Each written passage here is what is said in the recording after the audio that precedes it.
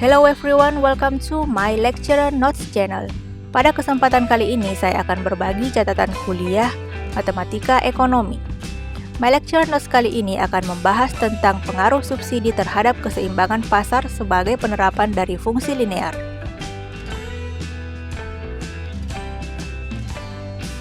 Subsidi merupakan bantuan yang diberikan pemerintah kepada produsen terhadap barang yang dihasilkan. Harga yang berlaku di pasar adalah harga yang diinginkan pemerintah, yakni harga yang lebih rendah dengan jumlah yang dapat dibeli masyarakat lebih besar. Dengan adanya subsidi, fungsi penawaran akan turun atau bergerak ke bawah, sedangkan permintaannya akan tetap.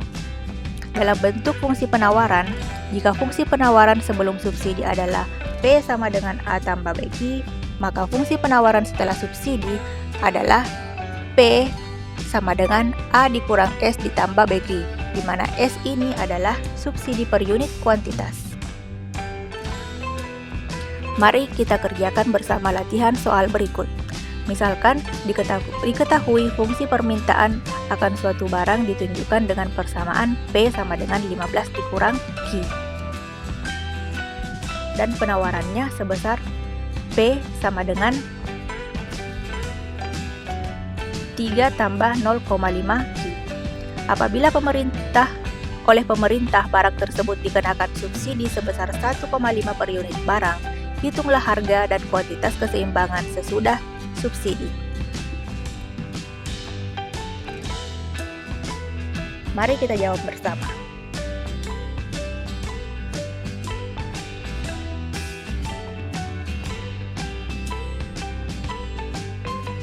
Jadi diketahui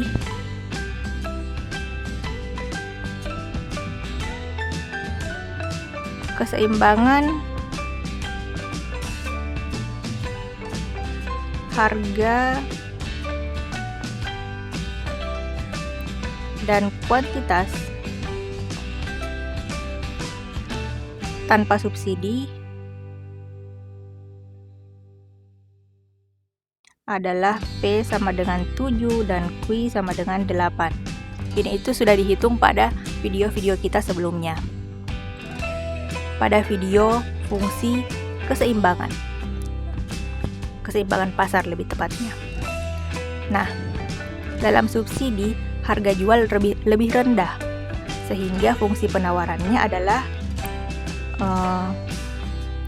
PS sama dengan 3 ditambah 0,5 Q.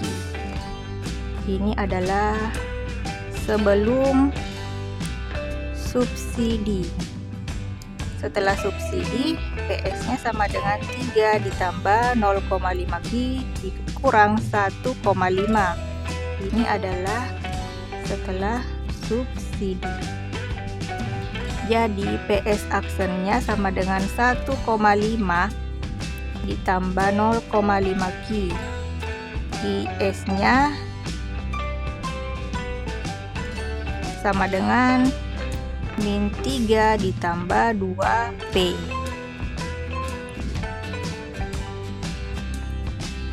Kondisi keseimbangan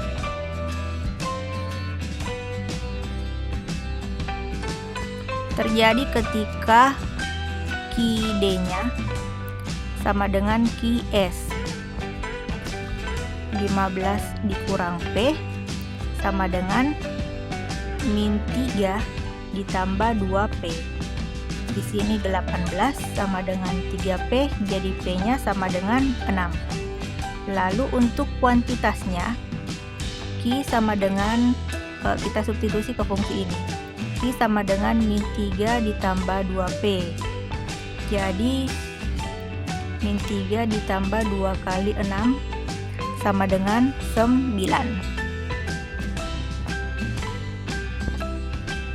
Jadi sebelum subsidi P-nya sama dengan 7, setelah subsidi mengalami penurunan menjadi 6. Sebelum subsidi kuantitasnya sama dengan 8. Lalu setelah subsidi kuantitasnya bertambah menjadi 9. Apabila digambar ke dalam bentuk grafik, maka